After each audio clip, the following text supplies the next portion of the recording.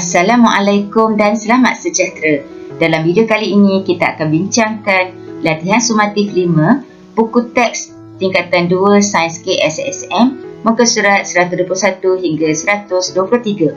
Soalan yang pertama, Johan mengalami kesakitan pada bahagian badan kerana telah menggunakan teknik yang salah untuk terjun ke dalam air. Okey, pelajar-pelajar boleh lihat ini adalah gambar di mana Johan telah pun terjun ke dalam air. Terangkan punca kecederaan Johan. Kaitkan dengan tegangan permukaan. Air mempunyai tegangan permukaan yang kuat disebabkan oleh daya lekitan yang wujud antara molekul air di permukaan. Johan sepatutnya terjun secara menjunam dengan kedua-dua tangan rapat dan lurus di hadapan. Kedua-dua kaki rapat dan lurus ke belakang. Cara ini dapat mengurangkan kesan tegangan permukaan air. Soalan yang kedua, Alia telah menjalankan satu kajian untuk mengkaji jenis larutan yang terhasil apabila zat terlarut dilarutkan di dalam pelarut. Dia mendapati bahawa 3 spatula garam menghasilkan larutan tepu apabila dilarutkan di dalam 50 ml air. Soalan A, lukiskan zarah-zarah air garam yang dihasilkan apabila yang pertama, 1 spatula garam dicampurkan ke dalam 50 ml air. Jadi ini adalah rajah di mana zarah garam bercampur dengan zarah air. Soalan yang kedua, 5 spatula garam dicampurkan ke dalam 50 ml air. Jadi bagi rajah yang kedua kita boleh lihat banyak zarah-zarah garam yang berada di dalam larutan ini. Soalan B, adakah pemanasan air dapat meningkatkan kadar ketelarutan? Berikan penjelasan anda. Jawapannya ialah ya. Haba dapat meningkatkan kadar pergerakan zarah-zarah garam. Jadi, zarah-zarah garam dapat bergerak dengan lebih laju untuk memenuhi ruang di antara zarah-zarah air. Soalan yang ketiga, rajah 1 menunjukkan proses penyejatan air. Pelajar boleh lihat penyejatan air berlaku di permukaan air dan ini adalah zarah air yang telah terbebas. Soalan A, terangkan proses di atas dengan menggunakan teori kinetik jiran. Zarah-zarah air di permukaan air bergetar dengan lebih laju apabila menerima tenaga haba dari persekitaran dan mengatasi tarikan zarah-zarah air terbebas daripada permukaan air. Soalan B, nyatakan 4 faktor yang mempengaruhi proses penyejatan air. Jelaskan 2 daripada 4 faktor tersebut.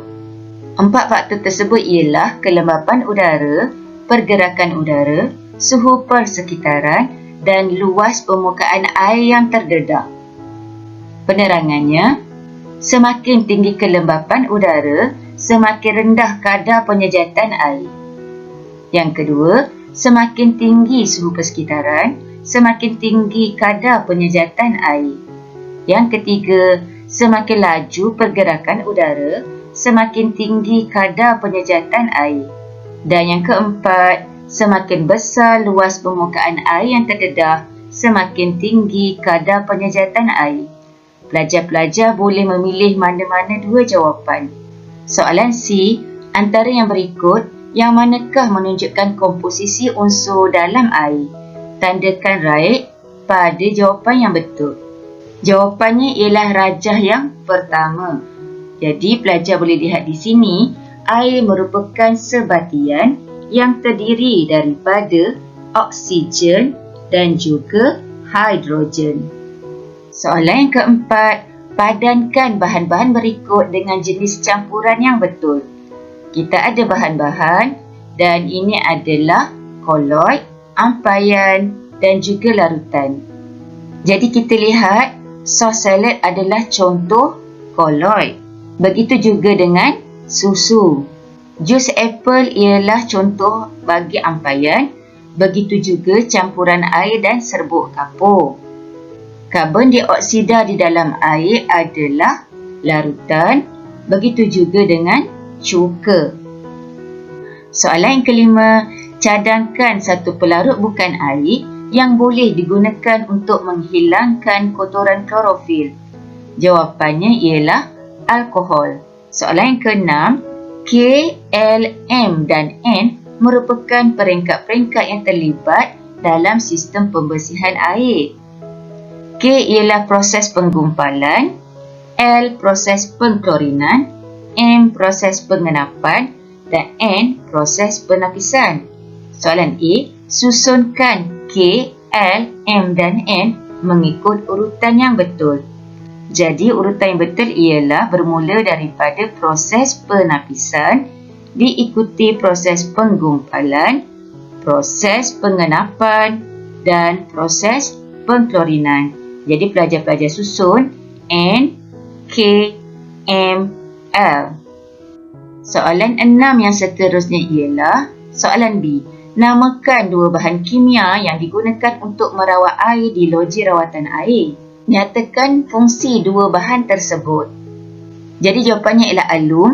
Alum menggumpal bahan terampai di dalam air. Yang kedua ialah kapur mati, mengurangkan keasidan air. Dan yang ketiga ialah klorin, membunuh mikroorganisma di dalam air. Jadi pelajar-pelajar boleh memilih mana-mana dua jawapan. Soalan C, bagaimanakah proses di peringkat K dilakukan? Peringkat K ialah penggumpalan. Jadi jawapannya ialah alum ditambah untuk menggumpalkan zarah-zarah terampai di dalam air.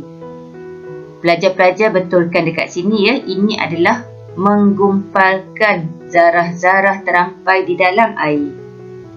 Kapur mati pula ditambah untuk mengurangkan keasidan air. Soalan D, ramalkan perkara yang akan berlaku jika campuran dikacau di peringkat N. Peringkat N ialah penapisan. Jadi jawapannya, bahan pepejah terampai bercampur dengan air dan air menjadi keruh. Soalan yang ketujuh, Vicky telah menjalankan suatu aktiviti untuk mengkaji beberapa kaedah pembersihan air. Dia menggunakan air sungai yang keruh sebagai sampel kajiannya. Jadi kita lihat di sini, sampel A dituras, sampel B dididihkan, sampel C disuling, sampel D dicampur dengan klorin. Soalan A, sampel manakah yang akan menjadi jernih? Jawapannya ialah sampel C, iaitu sampel yang disuling. Soalan B, sampel manakah masih mengandungi bahan terampai? Jawapannya sampel B dan D. Sampel B yang dididihkan dan D dicampur dengan klorin. Soalan C, sampel manakah bertukar kepada air tulen? Jawapannya ialah sampel C, iaitu sampel yang disuling. Soalan D, mikroorganisma di dalam sampel manakah telah disingkirkan? Jawapannya ialah sampel B, sampel C dan sampel D. Sampel B dididihkan. Jadi apabila dididihkan, suhu air mencapai 100 darjah Celsius, maka mikroorganisma akan mati. Begitu juga semasa proses penyulingan. Pendidihan juga dilakukan semasa proses penyulingan. Dan sampel D dicampur dengan klorin. Fungsi klorin adalah untuk membunuh mikroorganisma di dalam air. Sekarang kita akan jawab masteri Kebat 5. Pencemaran air merupakan salah satu masalah yang dihadapi oleh negara kita.